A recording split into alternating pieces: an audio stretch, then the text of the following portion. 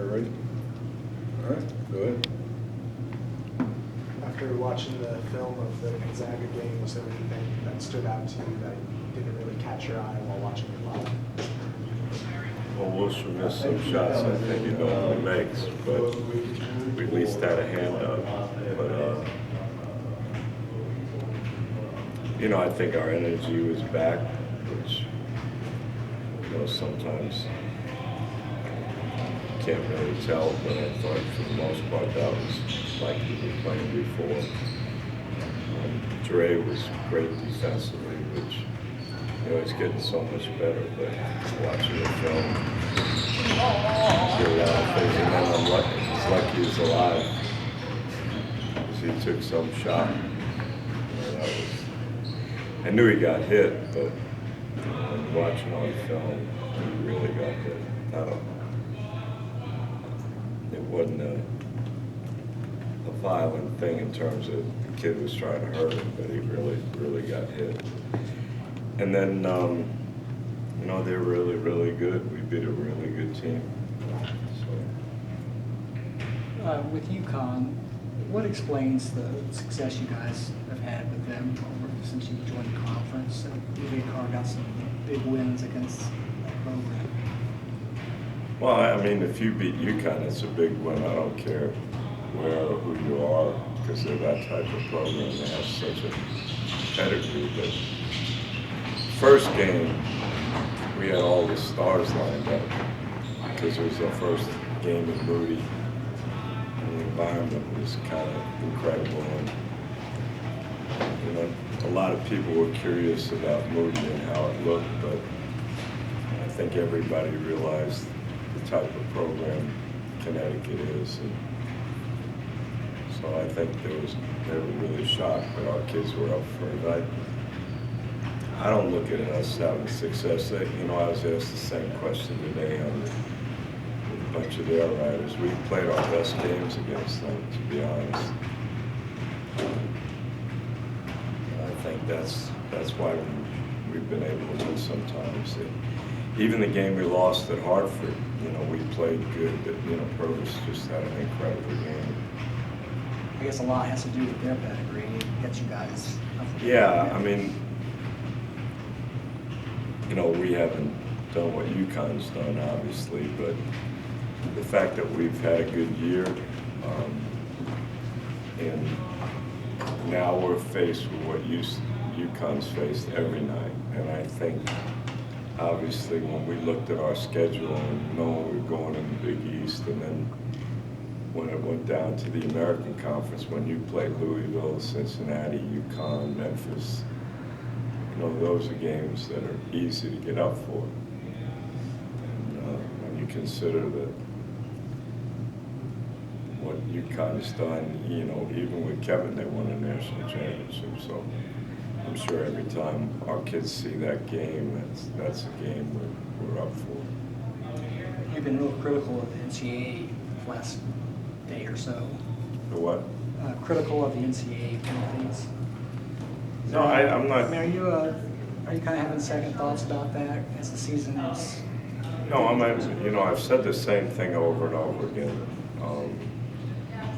We did something wrong, you know. Nobody's ever said we did. But I'm, you know, critical. When you say it's about the student athlete, I don't think that's the case. That wasn't how they came to that decision, giving these kids this penalty. I don't say that you should, you got this new box about head coach's responsibility. I've never ever said that I don't agree with that. But for them to, the way they implied what I did and then said we had a lack of compliance, that's total baloney. We might not have written everything down, but you guys know how much Kyle Condor is with me. And you know the president understood I was a college coach for 25 years, and he put Tim in place, and he put Kyle in this building. He has Kyle travel with us. So to say that, to me, the only reason they said that was to make a case for penalizing us the way they did. that'll come at another time. Just, you know, I worry about saying something like that when I answer the question because we have some appeals going. But when they can say I lied, which they know is not true, when they say there was a lack of compliance, which they know is not true, I don't mind my situation, but I mind what happened to them. And then they always ask me now, because of what's happened in different schools. So we're not another school, I'm at SMU, and I know what SMU's done to make sure we try to do things the right way. But I worry about them. But we've never ever said we didn't accept the penalty and we move on. The way Nick and George and Marcus have responded this season, is that kind of make you feel good and how they kind of battled all that adversity?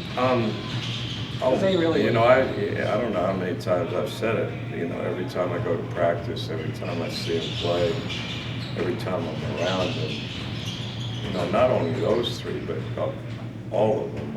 You know, I'm just thankful I'm in this kind of position because I don't know if I was a player if I could handle it like that. You know, I said I'm in awe of them. You know, and that's daily. And every time they do something on the court, and the fact that they never look back, it's a great lesson for all of us. So it's going to make them better people. It's going to make me and Tim and our staff better coaches. And I think it's going to help the next group of kids that come here to realize, you know, the sacrifices they made and the fact that it didn't stop them from competing at a high level.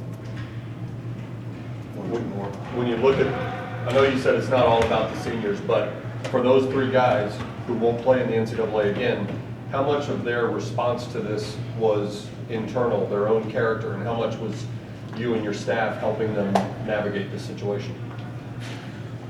Oh no, to be honest with you, I didn't know what to say.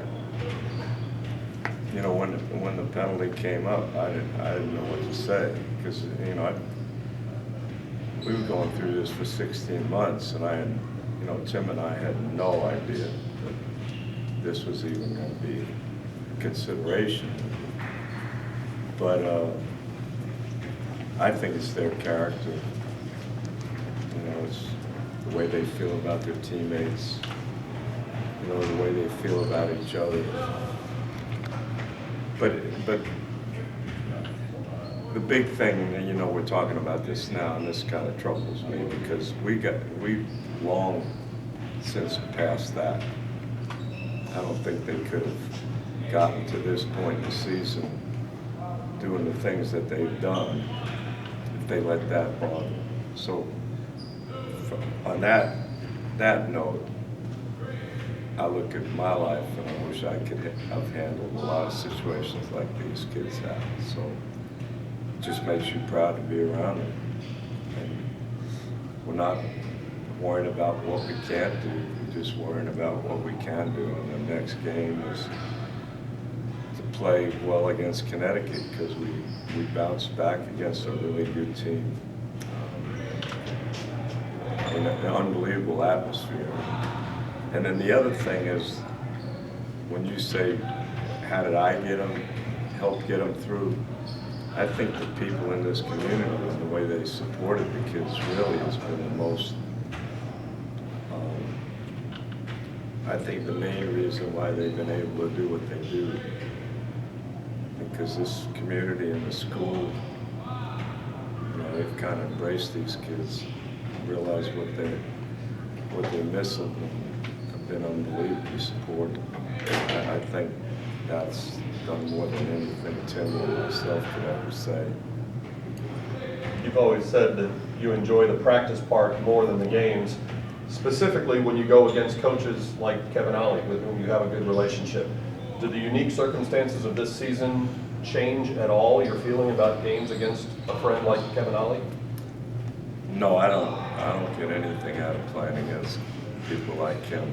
that have impacted my life and that I care about. You know, like I say, I'm in awe of our players, but I'm in awe of him, what he's done and how he's done it, the way he's done it. You know, just like I told you guys about Alan being nominated for the Hall of Fame. You know, those are things that I think make you feel good about coaching. But to shake hands with him before a game is great. After the game, no, that's a miserable experience.